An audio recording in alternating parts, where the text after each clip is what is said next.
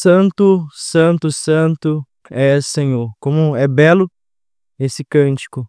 E eu saúdo a igreja no nome desse Deus que é santo, santo, santo, com a graça e com a paz do Senhor. Meus queridos, é uma alegria mais uma vez estarmos reunidos aqui para cultuarmos ao Senhor, poder servir os irmãos com a exposição da palavra. Gostaria que os irmãos abrissem a epístola de Paulo aos Colossenses, capítulo 2. Temos visto, tenho exposto essa epístola verso a verso, e hoje nós nos achegamos capítulo 2, verso 16, até o verso de número 23. Eu farei a leitura, os irmãos acompanhem em suas Bíblias. Colossenses, capítulo 2, versos 16 até o 23, será o texto que iremos expor esta manhã.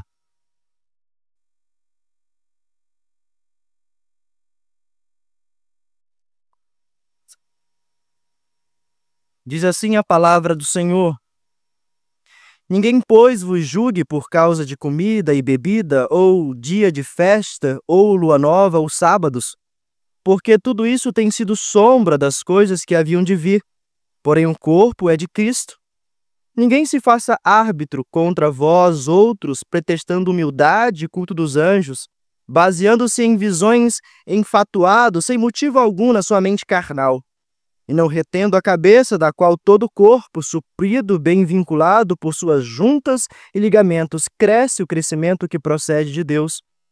Se morrestes com Cristo para os rudimentos do mundo, porque, como se vivesses no mundo, vos sujeitais a ordenanças, não manuseis isto, não proves aquilo, não toques aquilo outro, segundo preceito e doutrina de homens? Pois que todas estas coisas, com uso, se destroem. Tais coisas, com efeito, têm aparência de sabedoria, como culto de si mesmo, e de falsa humildade, e de rigor ascético. Todavia, não tem valor algum contra a sensualidade. Vamos orar mais uma vez? Senhor Deus, eterno, soberano, nós cremos que o Senhor se faz presente aqui.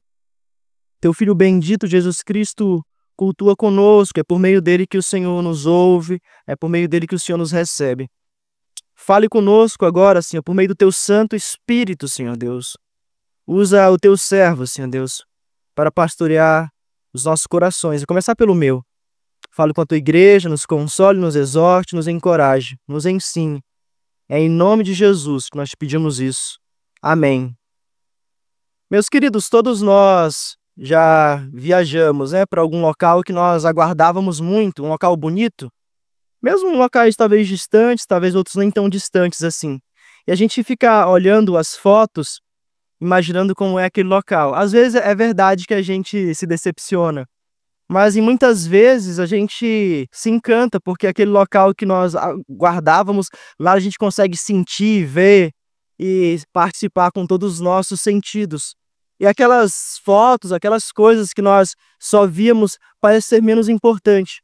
E depois que nós visitamos aquele local, nós passamos a nos lembrar dele, não pelas fotos, ou imagens, ou vídeos que nós vimos em primeiro lugar, mas sim com os nossos próprios registros ali. E isso significa que as coisas, quando nós estamos diante delas, parecem ter muito mais importância.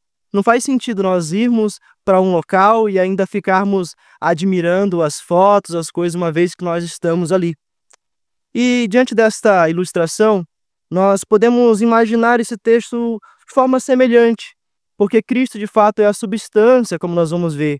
Ele é o que, de fato, nos importa. Ele é aquele para o qual todas as coisas apontavam. E voltando um pouco aqui na carta, para que nós possamos entender o contexto próximo em que o apóstolo Paulo está falando essas palavras, escrevendo, destinando aos Colossenses essas palavras que nós lemos, basta nós nos lembrarmos que do verso 8 a verso número 15, ele combate o legalismo, aqueles judaizantes que estavam ali em Colossos. E aí, mais uma vez, nós precisamos lembrar que Epáfras, o pastor daquela igreja, ele vai até Paulo, que está preso em Roma, Essa carta é escrita da prisão, e aquele pastor da igreja, Epáfras, nós podemos ver isso lá no capítulo 1, no verso de número 7. O pastor daquela igreja vai até Paulo relatando muitas coisas, das alegrias, das virtudes daqueles irmãos. Mas ele também vai relatar dos problemas que surgem ali. E ele vai pedir pastoreio, vai pedir auxílio. E Paulo prontamente atende e escreve àquela igreja, os exortando, os encorajando. E a partir aqui do capítulo 2, especialmente, o apóstolo Paulo é mais direto nesse combate. Ele combate essas heresias, verso 8 do capítulo 2, ele fala para que eles tenham cuidado. Em seguida, ele descreve possivelmente um daqueles pontos ao quais os colossenses eram atacados. As vãs filosofias, ou as vãs sutilezas, melhor, as filosofias, um conhecimento baseado puramente em capacidades humanas. E o apóstolo Paulo combate essas coisas. Ele fala, por exemplo, contra a circuncisão. Alguns estavam exigindo que os novos convertidos, os gentios, e ali em Colossos nós precisamos lembrar que existiam judeus, existiam outros povos, existiam gentios, existiam várias pessoas. E assim como havia uma diversidade, e a igreja do Senhor é diversa, quanto estados, nações, idades, inclusive, mas o fato é que ali havia uma grande mistura, o que é bom. Mas quando nós juntamos pessoas diferentes, há também problemas, porque muitos daqueles que se achegavam à igreja perturbavam a fé daqueles irmãos, trazendo outras coisas que não a palavra do Senhor. E é contra isso que o apóstolo Paulo está escrevendo, defendendo que somente Cristo é a centralidade, que ele escreve àqueles irmãos. E especialmente aqui, combatendo essa falsa religiosidade, esses judaizantes que tentavam, de fato, introduzir no meio da igreja coisas que não estão de acordo com a palavra do Senhor. E assim nós chegamos ao verso de número 16 do capítulo 2. E nós poderíamos sintetizar este sermão com uma frase: Cristo, a substância das coisas passadas e a segurança da vitória sobre o pecado. Cristo, a substância das coisas passadas e a segurança da vitória sobre o pecado. E se Deus assim nos permitir, nós veremos este sermão em 2 pontos. O primeiro vai do verso 16 ao verso 19, as sombras, e o segundo vai do verso 20 até o verso 23, a ineficiência das sombras. Inclusive, é a própria divisão que talvez esteja na Bíblia de alguns irmãos, e às vezes nós nos valemos dela, sim. Mas essa divisão ela é didática. Paulo escreve aqui de forma continuada, inclusive toda a carta. E nós fazemos essa divisão para que possamos aprofundar e explicar a igreja e assim obtermos aquilo que o Senhor nos revela de forma muito clara na sua palavra. Então, voltando os nossos olhos para o texto, verso 16, nessa primeira parte, as sombras, nesse primeiro ponto, nós vemos que o apóstolo diz: ninguém, pois, vos julgue por causa de comida e bebida, ou dia de festas, ou lua nova, ou sábados. E aqui o apóstolo Paulo usa um verbo que é o verbo julgar, ou seja, que ninguém julgue vocês. E era uma ideia, e parece meio estranho, mas como é que essa ordem teria que ser dada então para aquelas pessoas que estavam julgando, não para nós que somos julgados? Ninguém vos julgue, então ele deveria falar para aqueles que estão julgando. Mas a ideia aqui do apóstolo Paulo é justamente essa: não permitam que as pessoas vos julguem. Coloque sobre vocês um julgo que não é de acordo com a palavra do Senhor. Ou seja, não deixe que essas pessoas julguem vocês, não se submetam a essas coisas. E esse verbo implica em um sentido condenatório mesmo, com base simplesmente em observâncias externas, observâncias que no passado, quando o Senhor se manifestou ao seu povo, os nossos irmãos, teve sim as suas validades, apontando para algo muito maior do que aquelas coisas. A liberdade cristã aqui estava sendo ameaçada por imposições de preceitos cerimoniais. E aqui nós nos lembramos que a lei ela tem 3 aspectos, né? O aspecto civil, que eram aquelas leis que visavam inclusive punir. Temos um aspecto moral, que esse permanece em vigor, nós podemos resumir ele nos 10 mandamentos. E um aspecto cerimonial, que nós cremos que isso foi cumprido em Cristo. Cristo mesmo diz: eu não vim revogar a lei, eu vim antes para cumpri-la. e ele cumpriu perfeitamente todos esses aspectos cerimoniais da lei. É bem verdade que alguns deles permanecem, mas eles não são mais sombras, eles apontam para aquilo que Cristo fez. É como aquela ilustração que eu usei, né? São as fotos depois da viagem. A gente olha para elas e se lembra daquele momento. A ceia é um desse exemplo. Nós nos lembramos do sacrifício de Cristo, nós fazemos isso em memória dele, até que ele venha. Um dia nós ceiaremos com ele. Mas o fato é que algumas coisas de fato permanecem, mas aquilo que era sombra foi cumprido em Cristo. Mas muitos daqueles falsos mestres em Colossos, eles queriam impor, eles julgavam aqueles irmãos que não se sujeitavam, por exemplo, à circuncisão. Isso vai de encontro, meus queridos, à nossa fé, à nossa confissão de fé, no capítulo 20, seção 2, diz: só Deus é Senhor da consciência. Ele deixou livre das doutrinas e mandamentos humanos que em qualquer coisa sejam contrários à sua palavra, ou que em matéria de fé ou de culto estejam fora dela. Ou seja, nós devemos nos pautar pela palavra de Deus, não por filosofias humanas, não por mandamentos humanos.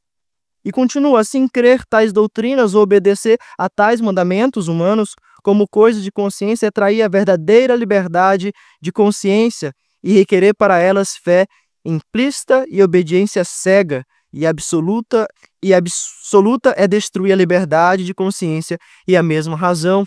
Ou seja, nós não devemos seguir homens, nós seguimos o Senhor Jesus. E quando estes homens instruem a igreja na palavra do Senhor, sim, nós damos ouvido. Temos que ser, inclusive, como os crentes de Bereia, que examinavam as Escrituras para ver se estavam de acordo com os próprios preceitos do Senhor. Então aqueles homens julgavam aqueles irmãos, e aqueles irmãos muitas vezes se deixavam golpear pela sua consciência, e talvez se perguntasse de forma sincera, num desejo de querer agradar o Senhor, se era necessário que ele se sujeitasse ainda àquelas ordenanças. Mas o apóstolo Paulo diz: ninguém, pois, vos julgue por causa de comida e bebida, ou dia de festas, ou lua nova, ou sábados. E aqui essa expressão comida e bebida se refere à dieta que os judeus tinham. E essa dieta, se abster de alguns alimentos, era dada pelo próprio Deus ali no Antigo Testamento. E talvez a coisa que nos venha à memória de forma muito clara seja a carne de porco, né? O Senhor tinha ordenado muito claramente que alguns animais eles não deveriam comer. Eles deveriam ser separados. E alguns afirmam que não, é porque a carne de porco tem alguns perigos, tem que ser preparada de uma forma especial. E naquela época não tinha toda um aparato, uma higiene. Não. De fato, o Senhor quer fazer separação. Porque nós podemos nos valer desse mesmo argumento, por exemplo, para dizer que o sexo fora do casamento é lícito hoje. É porque naquela época não existiam formas de se prevenir. Então, Deus, não. Tem um aspecto de separação, de santificação. E isso aponta para algo muito maior, para algo muito mais importante, que nós bem sabemos quem é. Então, esse aspecto de se abster, por ordenança do Senhor, de comidas e bebidas, tinha um aspecto de santificar o seu povo, de separá-los daquele paganismo da época. E o texto continua, fala também de dias de festas, ou lua nova, ou sábados. E aqui eram as festividades, eram também aqueles ciclos que marcavam um calendário. E os sábados aqui, e para que nós possamos entender o que todas essas coisas significam, a gente tem como exemplo muito claro o sábado. E percebam que sábado aqui ele está no plural. Não é simplesmente um dia da semana. Eram os sábados. Diz respeito a todo um aspecto cerimonial. Paulo está dizendo que nem mesmo o sábado, como dia cerimonial, deve ser imposto como um mandamento legal à igreja, visto que era sombra. Calvino afirma: essas observâncias perderam sua utilidade com a vida de Cristo. Nós vamos entender que aqui não está dizendo para a gente não guardar o domingo, mas é porque quando nós pensamos no sábado, nós temos em mente não somente o dia da semana, mas a ideia de um descanso. Tinha o ano sabático, ou o ano do jubileu, que era um ano que acontecia a cada 50 anos. 7 vezes 7, 49. E no ano 50, no 50º ano, algumas coisas precisavam ser observadas. E nós podemos listar 5 delas. A cada 50 anos havia a libertação dos escravos hebreus. Todos os israelitas que haviam se tornado servos por dívida eram libertos. Uma segunda coisa que acontecia nesse ano do jubileu era a restituição das propriedades. As terras voltavam aos seus donos originais, mesmo que tivessem sido vendidas. Um terceiro era o descanso da terra. A terra não podia ser cultivada, era um ano sabático para a terra descansar. Quem sabe se a gente usar muita terra, ela se desgasta, ela perde os seus nutrientes ali. Muito embora hoje hajam ali algumas formas de nós nutrirmos com alguns minérios, hoje é mais fácil fazermos isso, mas como eu disse, aqui é um aspecto cerimonial. O Senhor dá isso de forma muito clara para que o povo entenda que é necessário um descanso. Um quarto, havia também o perdão das dívidas, que a gente pode deixar ligado aqui com essa libertação dos escravos. Todos aqueles que tinham uma dívida, ela era perdoada a cada 50 anos. E por fim, havia a proclamação de liberdade por todo o país. Tocava-se a trombeta do dia da expiação, simbolizando redenção e libertação para o povo. Meus irmãos, o que o apóstolo Paulo está dizendo aqui é que essas coisas não deviam ser motivo para que o povo fosse julgado. A razão disso está no verso 17. Por que isso não devia ser motivo? Porque tudo isso tem sido sombra das coisas que haviam de vir, porque o corpo é de Cristo.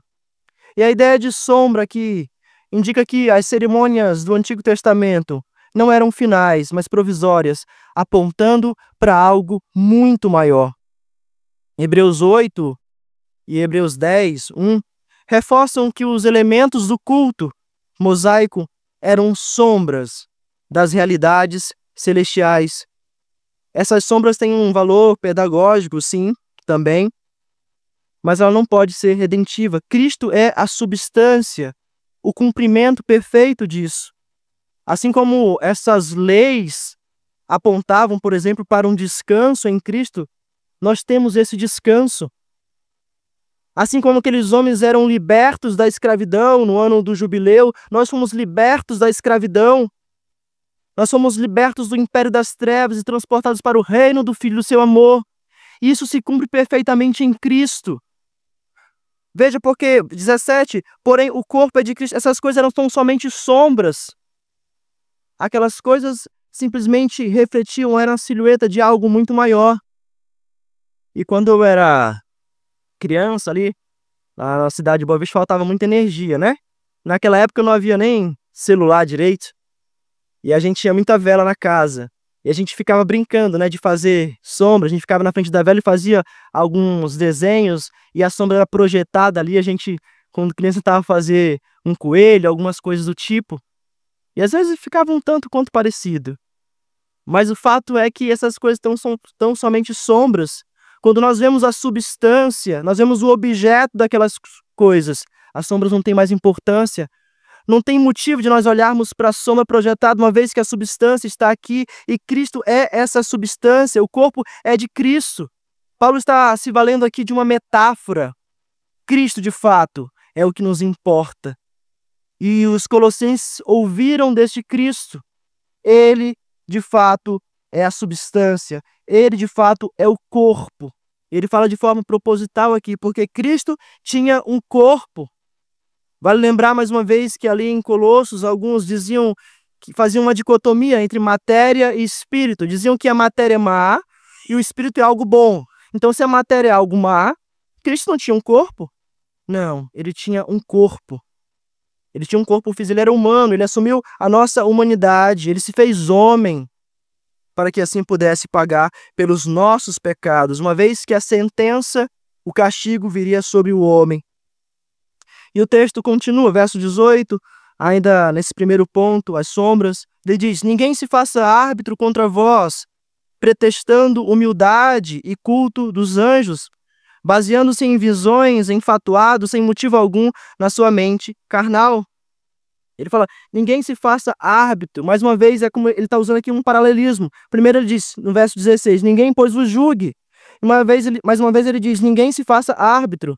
E aqui a gente tem algo muito comum, especialmente na nossa cultura, né? Que é o árbitro de futebol. Ele que dá o veredito, se foi falta ou não foi. Há discordâncias em muitas das partidas. É como um termo aqui que a gente pode usar como ilustração para que a gente possa entender.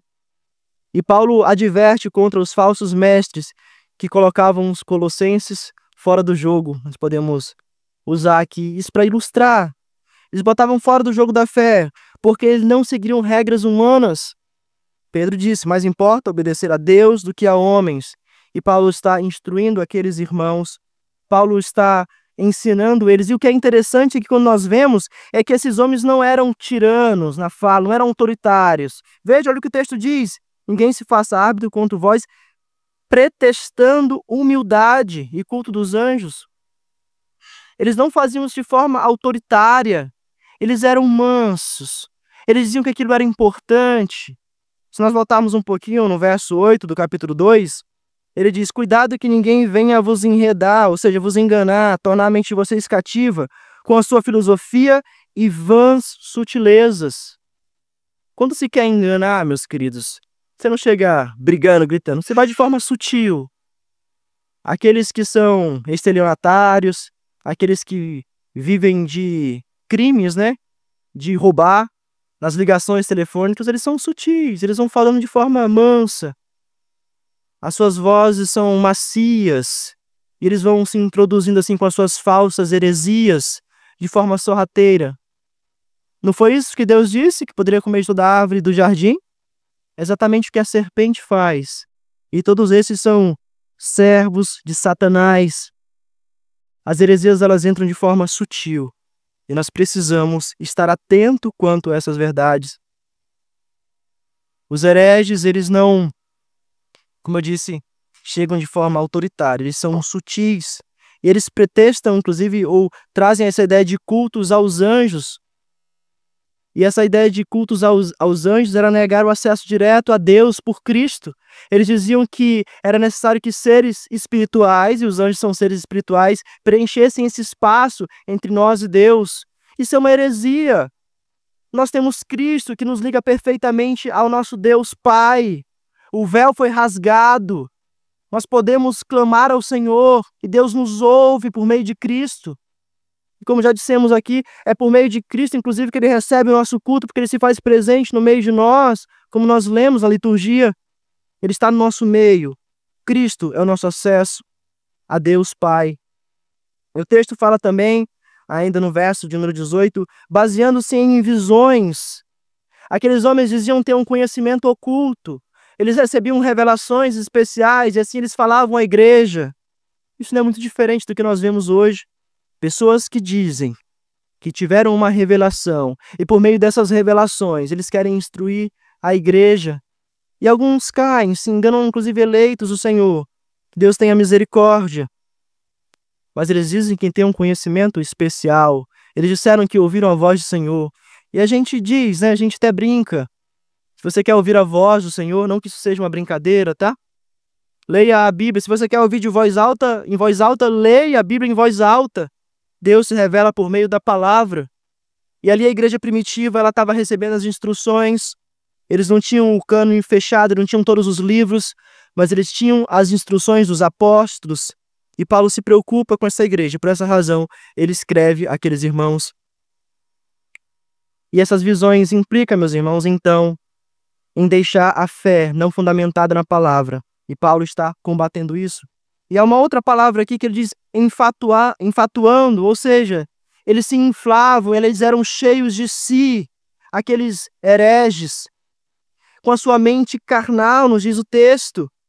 Eles se enchiam de si e, na verdade, eles pareciam ser humildes, mas por trás eles eram arrogantes. Eles demonstravam piedade. E nós nos lembramos de pessoas assim que o Senhor Jesus exorta, não é?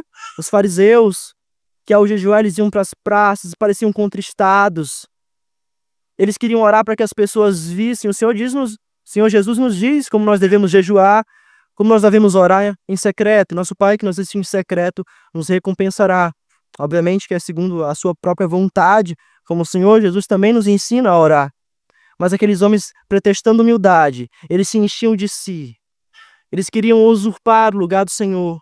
E é um perigo para todos nós, porque nós facilmente queremos demonstrar a nossa espiritualidade. Nós queremos demonstrar as nossas obras para as pessoas verem. Nós precisamos lutar contra isso, meus irmãos. Nós olhamos para os fariseus, nós olhamos para esses falsos ensinos e facilmente condenamos. Mas muitas vezes nós incorremos no mesmo erro, de forma sutil, porque o nosso coração é mau. Nosso coração é enganoso mais que todas as coisas e desesperadamente corrupto. E aqueles homens se achavam melhores do que os outros. E por essa razão eles queriam impor sobre a igreja primitiva, especialmente ali em Colossos, esses falsos ensinos. O Senhor Jesus diz também, repreendendo o fariseu, ele propõe uma parábola. Nessa primeira parte ele diz, o fariseu posto de pé, os irmãos lembram disso? Fariseu e publicano. O fariseu se pondo de pé, orava de si para si mesmo, desta forma, ó Deus, graças te dou, porque não sou como os demais homens. Meus irmãos, não deve ser esse o nossa oração, não deve ser esse nosso sentimento diante de Deus, porque Deus é santo, santo, santo, nós cantamos. Não há ninguém mais santo que Ele. Nós somos pecadores. Nós devemos chegar diante do Senhor e clamar, Senhor, sê propício a mim, pecador. Como eu disse, nós facilmente condenamos isso, mas nós podemos também incorrer nos mesmos erros. Senhor, obrigado pela tua misericórdia que me alcança, me sustenta a cada dia, porque se não for ela, eu certamente sucumbirei, eu me desviarei dos teus caminhos. E por fim, terminando este primeiro ponto, verso 19, ele diz, e não retendo a cabeça, do qual todo o corpo, suprido e bem vinculado por suas juntas e ligamentos, cresce o crescimento que procede de Deus. Não retendo a cabeça. Aqueles homens não se apegavam a Cristo. E, meus irmãos, algumas partes do corpo, isso é uma metáfora muito clara para nós. Se nós perdermos a mão, a gente pode continuar vivo, né? Lógico, se estancar o sangue é todo um procedimento aí. Não sou eu a melhor pessoa para falar sobre isso, mas algumas partes do nosso corpo são importantes, mas elas não são vitais. Mas a cabeça não. A cabeça não tem como. Se cortou a cabeça, a pessoa morre. Isso parece óbvio, né? Mas Cristo é o cabeça da igreja. E quando nós não nos apegamos a Ele, como o pastor diz, e não retendo a cabeça, quando nós não nos fixamos a Ele, nós certamente morreremos. Cristo é a cabeça do corpo, que é a igreja. Negá-lo é romper com a fonte de vida. Os judaizantes aqui, esses falsos mestres, eles criavam um sistema, e parece irônico, né? Um cristianismo sem Cristo como cabeça. A nossa verdadeira santidade, espiritualidade, meus irmãos, está em Cristo. Como tem sido o nosso relacionamento com Ele? Você tem clamado ao Senhor? Você tem colocado diante dele os seus planos, os seus desejos, os seus sonhos? O coração do homem faz planos, pode fazer planos. É importante que se faça isso. Mas a resposta certa dos lábios vem do Senhor. Enfim, o texto continua aqui. Ele diz, da qual todo o corpo, suprido e bem vinculado, por suas juntas e ligamentos, cresce o crescimento que procede de Deus. Meus irmãos, a cabeça sim é importante, é vital. E é nela que nós estamos ligados, ela que dá todos os comandos, né? Mas toda parte do corpo é importante. Uma unhazinha encravada, né? Ela faz todo o corpo sentir. Aquela batidinha no pé da mesa, na quina do sofá ali, dói, todo o corpo sente. Uma inflamação atinge todo o corpo. Isso nos ensina que Cristo é a cabeça, mas que todo o corpo ele é importante. Todo o corpo, cada parte do corpo foi colocada pelo Senhor. E se nós consideramos nossos corpos importantes, todos nós, corpo de Cristo, de igual modo, somos importantes. Todos nós temos uma função dentro da igreja. Todos nós temos que trabalhar, todos nós temos que servir, estar em comunhão, orar. Porque toda parte, né? O alimento só vem à boca porque a mão o traz. Todos nós temos importância diante do corpo. O seu irmão tem importância diante do corpo. Talvez as pernas que andam e levam, mas se ele não se alimentar, não tem como ter energia para isso. Então, ao mesmo tempo em que o apóstolo está nos dizendo aqui que a cabeça é o centro, é o que importa, é a fonte de vida, ele está dizendo também que todo o corpo é importante. Você considera o seu irmão importante? Você considera o seu irmão essencial para que você possa estar em comunhão? Nós consideramos toda parte do nosso corpo importante e deveríamos ter o mesmo sentimento para com os nossos irmãos. O mesmo sentimento, meus queridos. O apóstolo Paulo está dizendo justamente isso. Vocês são o corpo de Cristo e vocês são importantes. E assim nós passamos ao segundo ponto deste sermão, de forma mais breve, segundo ponto, mas não menos importante, a ineficiência das sombras. Veja o verso de número 20. Se morreste com Cristo para os rudimentos do mundo, por que, como se vivesse no mundo, vos sujeitais às ordenanças? Notem que esse versículo começa com uma condição. Se morrestes com Cristo. Paulo já havia falado isso, sobre essa morte que nós temos com Cristo, no verso 12 do capítulo 2. Essa sessão mais longa iria aqui do verso 8 até o verso 23, ele está combatendo esses ensinos judaizantes, legalistas. No verso 12 ele diz, tendo sido sepultados juntamente com ele no batismo. Nós somos sepultados com Cristo no batismo, nós morremos com ele, nós temos uma união mística com o Senhor. Nós morremos com ele nós também ressuscitamos. Nós morreremos corporalmente, mas essa morte não será eterna, porque nós já estamos ligados com Cristo. E ele é a primícia dos que dormem, como nós vemos no capítulo 1, verso 18, salvo engano. Nós estaremos com ele. Nós já morremos com Cristo. Nós não pertencemos a esse mundo. Essa é a ideia de rudimentos do mundo. Nós não somos desse mundo. E se nós não somos desse mundo, por que ainda queremos obedecer a ordenanças meramente humanas? Nós temos essa união mística com o Senhor Jesus.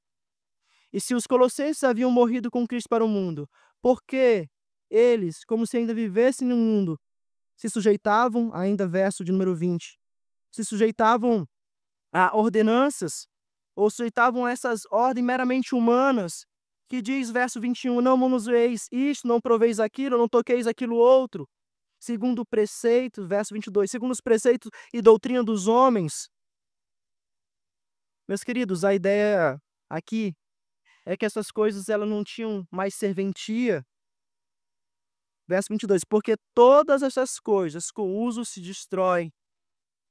Eram coisas meramente físicas que haviam passado, sem valor eterno, porque Cristo já havia cumprido todas elas. São doutrinas humanas, sem poder santificador. Porque essas práticas, como eu já disse, foram cumpridas perfeitamente em Cristo. Não era necessário mais a circuncisão, que nós já fomos cortados deste mundo, já fomos separados deste mundo, e Cristo já sangrou na cruz por nós. Cristo nos separa desse mundo para termos uma vida santa. E no nome de Cristo, nós podemos nos achegar a Ele para cultuá-lo. Não há mais um local restrito ali no templo, onde nós não podemos entrar. Todos estamos aqui reunidos para cultuar o Senhor, de forma comunitária, homens, mulheres, idosos e crianças. Nós nos achegamos aqui. Confiar nestas coisas é inútil para a espiritualidade. Elas não edificam. É exatamente isso que ele está dizendo. Veja o verso número 23. Tais coisas, com efeito, têm aparência de sabedoria, como culto de si mesma, de falsa humildade, de rigor ascético. Todavia, não tem valor algum contra a sensualidade. Mais uma vez, Deus aqui fala com os colossenses, portanto conosco, por meio do apóstolo Paulo, dizendo que essas coisas têm uma aparência piedosa, mas elas têm um fim de enganar. Meus irmãos, eu insisto nisso, tomem muito cuidado, estejam atentos. Aqueles que querem introduzir coisas que aparentemente parecem piedosas no nosso meio, isso é um perigo. É um perigo, nós temos que nos pautar pela palavra do Senhor. Cristo é suficiente, Cristo basta. Essas coisas aqui, elas não têm um fim em si mesmo. Ou melhor, essas coisas aqui tinham um fim em si mesmo e nada deve ter um fim em si mesmo. Nem o nosso casamento, meus irmãos, muito embora nos dê alegria e seja para a glória do Senhor, tem um fim em si mesmo. Ter filhos é bom, nos enche de alegria, de júbilo, mas não tem um fim em si mesmo. Até mesmo o culto, cultuar o Senhor, apesar de ser uma ordem clara e explícita, devemos fazer, não tem um fim em si mesmo. Porque o fim de todas as coisas é Cristo. O fim da lei é Cristo, nós cantamos isso. O fim da lei é Cristo. Todas as coisas devem ser para Cristo. De modo que, por mais piedoso, até lícito que seja, se você não está fazendo para Cristo, você incorre em erro, em pecado. Porque as coisas não têm um fim em si mesmo. E ele continua dizendo que essas coisas não têm valor contra a sensualidade.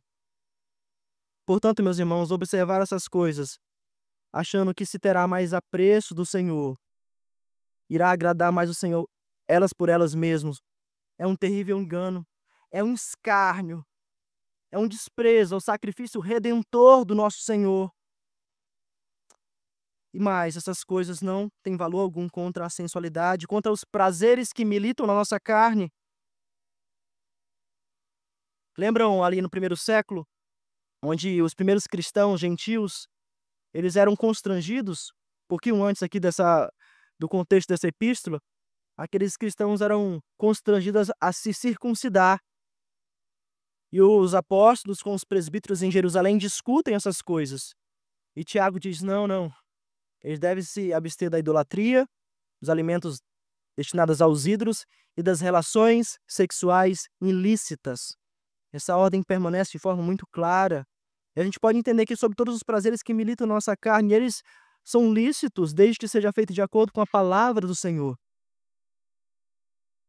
Certa vez eu, dando estudo para os adolescentes no acampamento, e a gente falando sobre essa questão de sombras e das coisas que vêm, e eu acredito que até de forma sincera, um adolescente perguntou assim: tio, mas assim, se a gente quiser para agradar mais ao Senhor, ainda fazer aqueles sacrifícios, pode? Eu falei: qual a necessidade disso?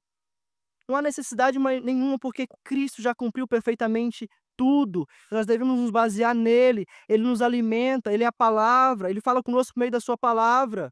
Se nós queremos resistir ao maligno, nós temos que nos apegar à sua palavra, que é santa, que é perfeita, que é agradável.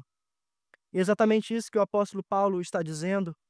As instruções dos apóstolos à igreja era justamente que eles se abstessem da idolatria, especialmente aqui, contra essa sensualidade, esses pecados carnais, que devem ser, inclusive é mandamento do Senhor, mas desde que esteja pautado na sua palavra. Caminhando então, meus queridos, para o fim, queria fazer duas breves aplicações ao meu coração, ao seu coração, aos nossos corações. É verdade que nós não somos tentados a obedecer nenhuma daquelas leis cerimoniais. Eu acredito que nenhum homem aqui tem um desejo de ser circuncidado, né? Ou nenhuma mãe queira circuncidar o seu filhinho. Penso também que não seja desejo de nenhum homem, de nenhuma família se abster de alguns alimentos com aspecto cerimonial. Ou ainda aderir àquelas festas que eram celebradas ali como apontamento para a verdadeira festa, que é Cristo. Não que seja uma banalidade, mas a verdadeira alegria que está em Cristo. Todavia, todos nós somos tentados, meus irmãos, a viver pensando que a nossa observância infalível daquilo que o Senhor prescreve é a razão pelo qual nós seremos salvos. E veja, parece um ponto confuso, mas nós temos que obedecer ao Senhor, sim. Temos que obedecer ao Senhor. Eu não estou falando que nós não devemos amar a lei do Senhor, nós devemos amá-la. É o nosso precioso, é o que temos de mais precioso. A palavra do Senhor Deus nos diz isso, nós devemos amá-la, nos agarrar a ela, porque ela é vida para as nossas vidas. Mas nós desobedecemos, meus irmãos. Dia após dia nós quebramos a lei do Senhor. Se nós nos colocamos em um patamar, nós mesmos, em um patamar de santidade, nós certamente estamos incorrendo em erro. É como aquele homem que orava: Senhor, ser propício a mim, pecador. Não de forma pública, porque as pessoas vejam, muito embora haja no culto a oração pública que deve ser feita, mas em secreto, devemos clamar ao Senhor. Então, meus irmãos, nós devemos amar a lei do Senhor, porque é a forma como nós seremos alcançados.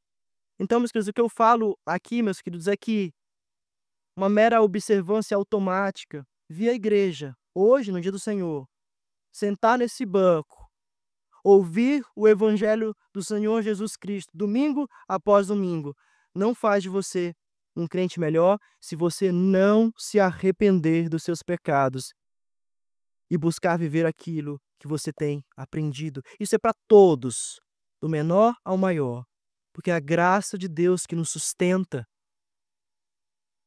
É a graça de Deus que nos sustenta. Meus queridos, no dia em que o nosso Senhor Jesus voltar, haverão certamente muitas surpresas. Alguns irão, certo, Senhor, mas em teu nome não temos falado. Senhor, todo domingo de manhã eu estava na igreja, eu ia de manhã, eu ficava para EBD, eu ia à noite. Mas a sua vida não condiz com aquilo que você diz crer. O Senhor Jesus dirá: apartai-vos de mim, maldito, para o fogo do inferno, pois eu nunca vos conheci. Isso deve fazer o nosso coração gelar, meus irmãos. E diante da graça superabundante de Cristo, nós temos a certeza, não por mim, mas por Cristo, Crianças, crianças, minhas filhas, meus filhos, os pequeninos, o fato de vocês serem filhos de crente não garante a vocês a salvação, porque o que salva vocês é Cristo, e tão somente Cristo. Cristo pode salvar vocês, se agarrem a Ele. Ele pode salvá-los da condenação eterna, por meio do sacrifício remendor do nosso Redentor. Então, meus irmãos, a lei do Senhor deve ser observada sim, mas quando nós fazemos isso de forma automática, só por fazer. E veja só, não estou dizendo que você não deve ir para a igreja quando você estiver indisposto. Lute contra isso, inclusive, né? O bom filho, ele obedece o pai mesmo quando não quer. O Senhor Jesus propõe uma parábola semelhante a isso, né? Que haviam 2 filhos. Um não queria ir trabalhar no campo, o outro disse que iria. Aquele que disse que iria não vai, e aquele que disse que não iria acaba indo. Porque o filho obedece. O filho obedece. Você tem que fazer, e talvez mudar a sua motivação. E estar aqui, certamente, é a providência do Senhor, para você ouvir o Evangelho. Então, viver este legalismo, essas coisas de forma automática, certamente são um erro. Mas, em segundo lugar, meu querido, há um outro lado da moeda, de igual modo perigoso. Nós vemos aqui o legalismo. E há também o antinomismo. Nós achamos que a lei do Senhor ela não é importante. Nós vivemos agora na graça. E a gente faz essa divisão, né? A palavra do Senhor não nos diz isso. Desde a queda até hoje. É um povo só, é uma aliança que o Senhor estabelece. Sim, ele se manifesta de algumas formas ao longo da história, mas é uma coisa só. Ali, desde Gênesis 3, é prometido que viria o descendente da mulher que esmagaria a cabeça da serpente. Então, o nosso pai Abraão ele foi salvo pela graça, pela fé. E fé é dom de Deus. Então, não vá para o outro lado da moeda pensando que você pode viver da forma como você quer. Dizendo, veja, a lei não tem poder mais sobre mim. Eu sou livre, eu vivo pela graça. Deus me ama, então não importa o que eu faça. Isso é uma mentira de Satanás. Deus nos transportou do império das trevas para o reino do Filho do seu amor, para que nós vivêssemos segundo a sua vontade, não como nós bem queremos, não alheio à lei do Senhor, achando que isso não mais importa. Deus requer de nós obediência à sua lei, porque essa é a forma como Ele nos santificará. Talvez o teu culto não seja aceito diante do Senhor, porque você esteja afundado em pecado, porque você não bota a sua suficiência em Cristo. As tuas orações não são ouvidas, porque você vive 2 vidas, porque tem ignorado a lei do Senhor, achando que Deus é amor. E de fato Deus é amor e misericordioso, mas Ele se manifesta por meio de Cristo. Deus é ira também. Ele recairá sobre nós. Portanto, meus irmãos, nós devemos observar a lei do Senhor.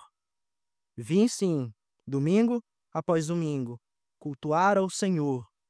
Isso deve causar uma mudança em nossas vidas, não achando que a lei do Senhor não está mais em vigor. Ela norteia a nossa vida. Os homens devem amar as suas esposas, as esposas devem ser submissas aos seus maridos, os filhos devem ser obedientes aos seus pais. Os jovens e os adultos também têm que ter uma vida de santidade, lutar contra um mal que assola a nossa sociedade, que é a pornografia. Eu não sondo os seus corações, mas Deus o sonda, Deus o sabe. Não tem como você se esconder dele. E não ache, meus queridos, que você vai conseguir sozinho combater os seus pecados. Você precisa de ajuda. Mais uma vez, Deus tem falado com você. Uma parte do corpo sozinha, se cortada, ela simplesmente sucumbe, ela morre. Não queira vencer os seus pecados sozinho.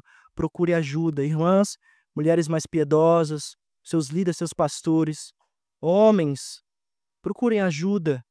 Não achem que vocês vão vencer, porque é exatamente isso que Satanás quer. E, meus irmãos, diante disso, nós devemos nos agarrar na suficiência de Cristo, porque Ele não somente nos perdoa, mas Ele também nos santifica para louvor do seu próprio nome.